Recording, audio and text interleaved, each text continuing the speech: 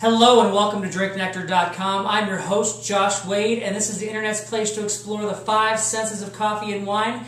Today we're doing 3 Zin under 10, so grilling lovers, burger lovers, pizza lovers, it is time to get your due. You don't want to break out the good stuff, and you want to just have something that you can trust as a standby, under $10 wine that you can have at a barbecue party, for grilling, for pizzas, just those everyday wines. And it's been a while since I've reviewed some Zin, so we're doing some 3 Zin under 10. Let's jump right in. All 3 of these are from California. This first one is the XY Zin.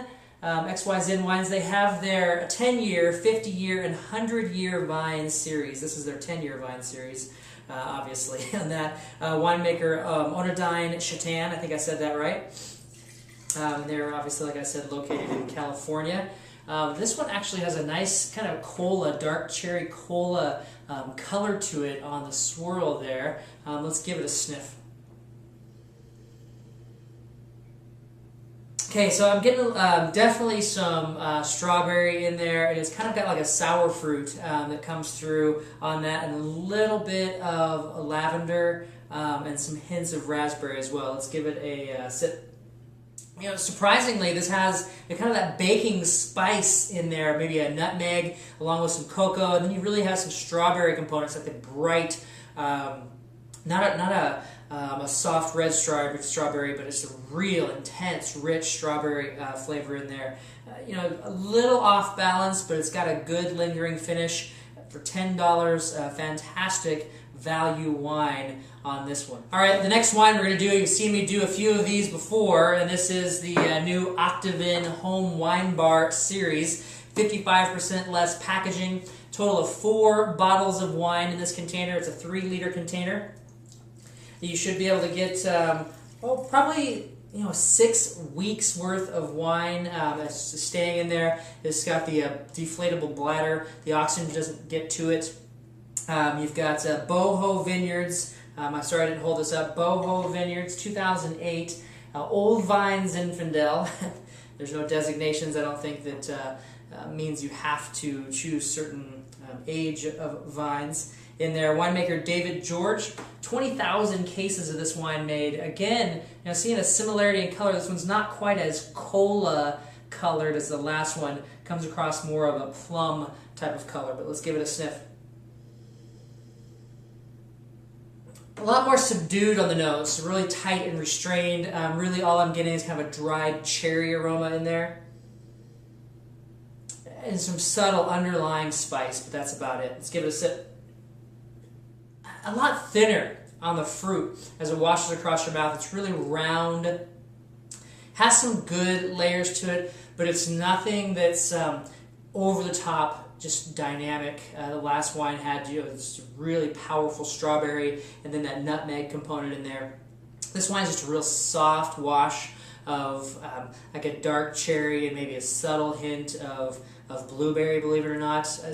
But real smooth and subtle. A lot of people that are coming to a party, they're probably not going to be off-put at all by anything in this wine. It's $24 for a total of 4 bottles, equating to about $6 a bottle. You can probably even find it on sale for less than that. So phenomenal value, something that's starting to really see a consistency and quality across the value portion of these wines. They're definitely drinkable. This last wine is from Dynamite Vineyards, 2008 as well. Zinfandel from Mendocino, North Coast, but Mendocino County, Mendocino area. Wow, a lot, immediately, just a lot more rich plum colors in the glass, kind of a brighter tone to it than the other. We definitely had 3 different tones of color in the wines we have here. Let's give it a sniff.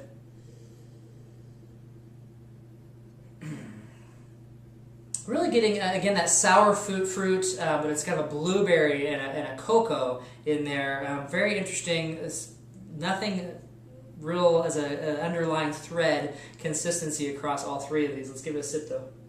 Start with what I just finished in the end of it. This one has the most structure on the back end, some tannic structure there that would pair really well with a strong burger or a grilled steak that you're doing. some meat in there, even some red pastas. The other flavors that came through, kind of a green, like an evergreen tree, just a kind of a woodiness in it. And then you also have just some real subtle fruit. It's going to be blackberry and just a little bit of cherry in there, but it's real subtle. It's more of that softer fruit, kind of like I got on the Boho Vineyards.